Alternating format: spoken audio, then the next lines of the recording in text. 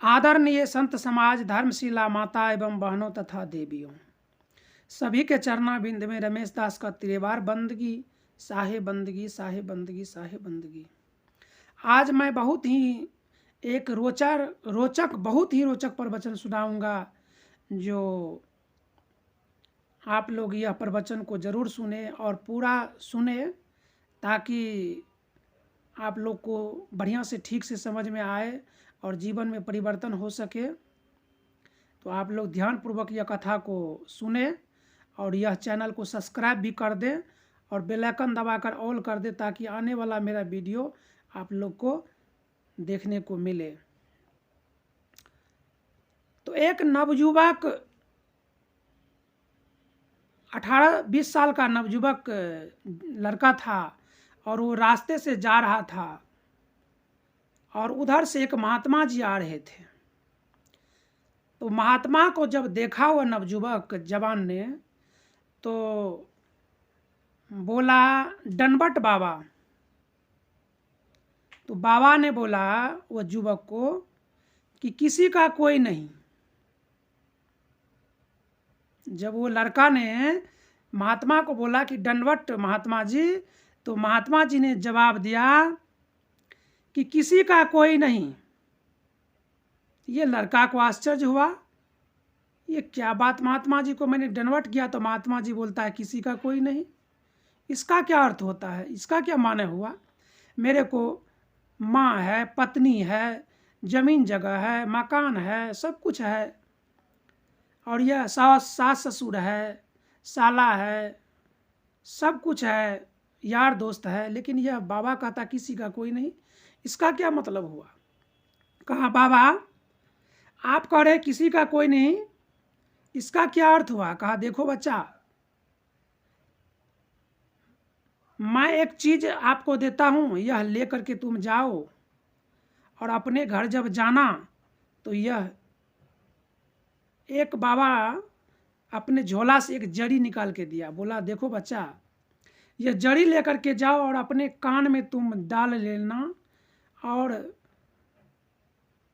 सो जाना, और तुम देखना अपने परिवार में पत्नी है, माँ है, भाई है और है, तो देखना वो लोग तुम्हारे साथ क्या व्यवहार करता है। और यह जड़ी को कान में डालते ही तुम मर जाओगे, और जो तुम्हारे साथ व्यवहार करेंगे परिवार के लोग सब तुम जानते रहोगे, लेकिन तुम्हारा सांस रुक जाएगा।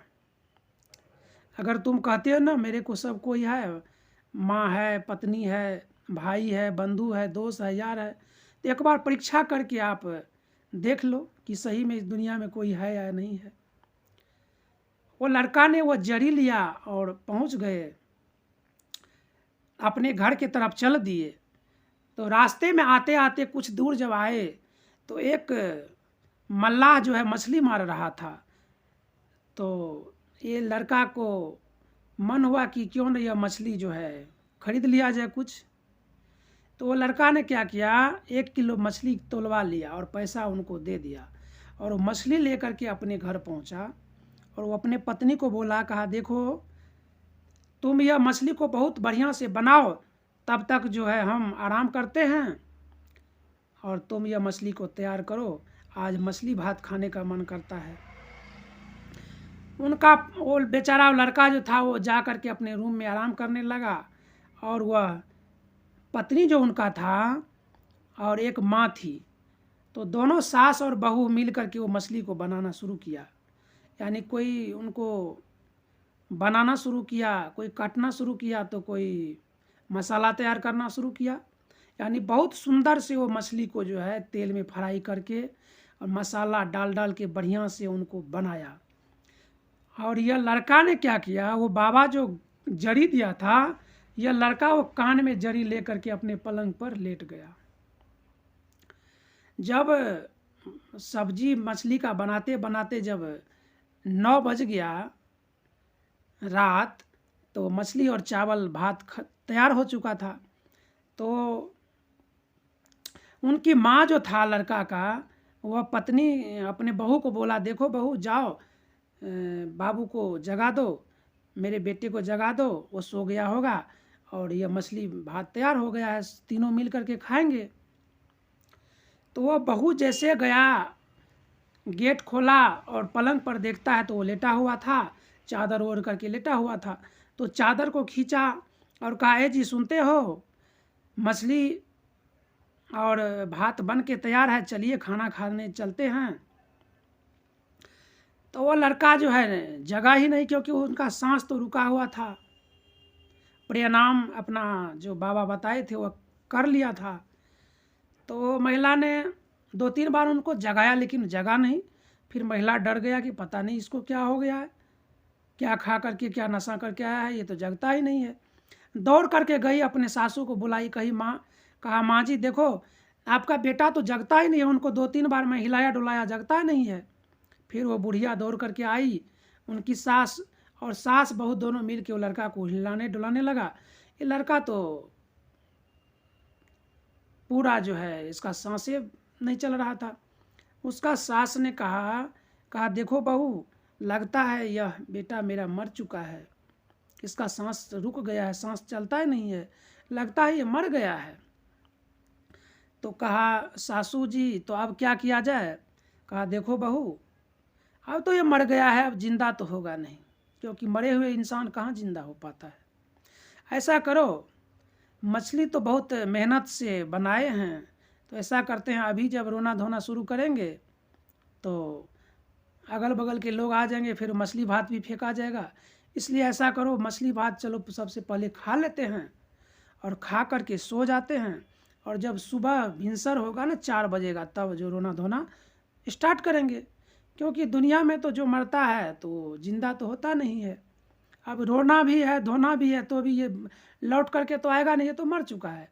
और वो लड़का जो था, सांस तो बंद रुका था अपने गुरु के कहे अनुसार, और वो जो उसका माँ और पत्नी बोल रहा था सारा वो सुन रहा था।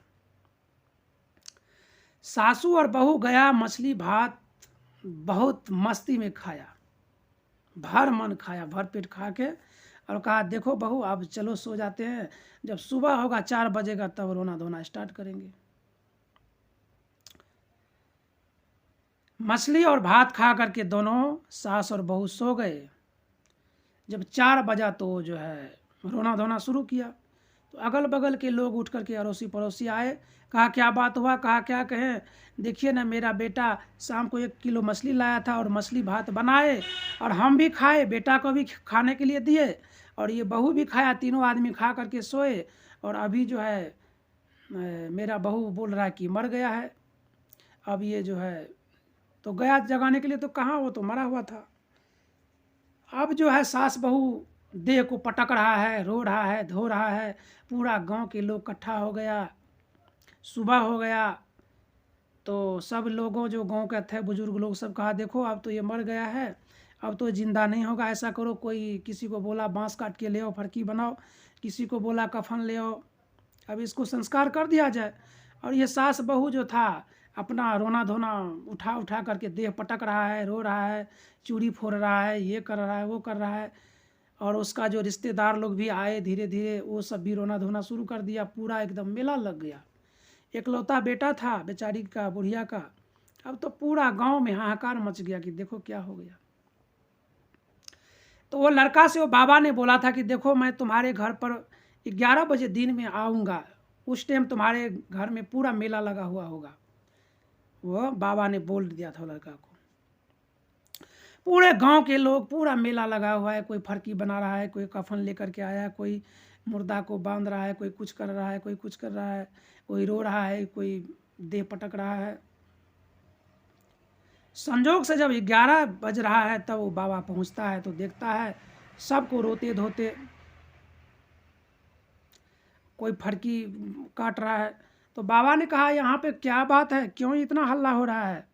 कहा देखिए ना बाबा, एक इकलौता बेटा था, ये बुढ़िया का, वो रात में मर गया, मछली भात खाया और रात में मर गया। कहा देखो ठीक है मैं देखता हूँ इसको क्या हो गया है। कहा बाबा महाराज आप तो महात्मा जी है, आप देखिए जरा इनको क्या हो गया है।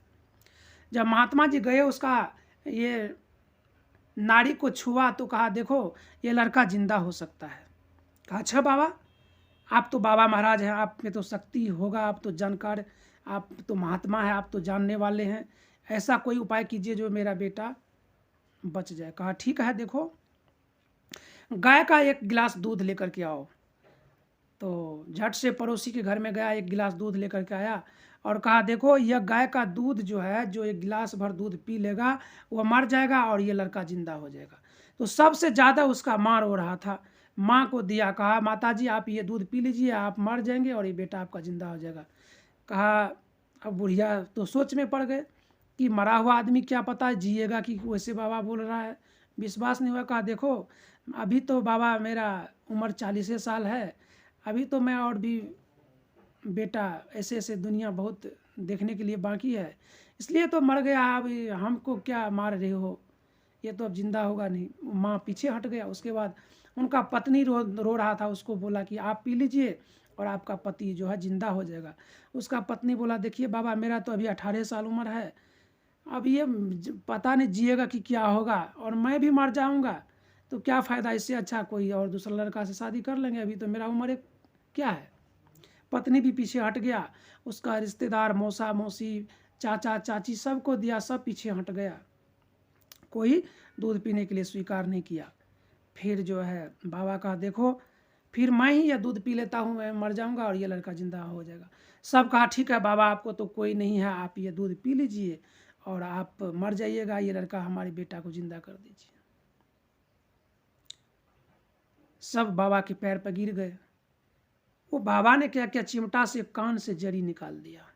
लड़का उठ करके बैठा, खड़ा हो गया और बाबा को प्रणाम किया और कहा बाबा आपने ठीक कहे थे कि इस दुनिया में किसी का कोई नहीं है, आज मैंने देख लिया कि मेरा पत्नी भी मेरा नहीं है, मेरा माँ भी मेरा नहीं है, मेरा रिश्तेदार भी मेरा नहीं है, मेरा कुटुंब कबीला भी मेरा नहीं है, मैं सबका परीक्षा ले लिया हूँ बाबा, अब चलिए। वो बाबा के कमंडल लिए और बाबा आगे आगे और वह लड़का पीछे पीछे चल दिए।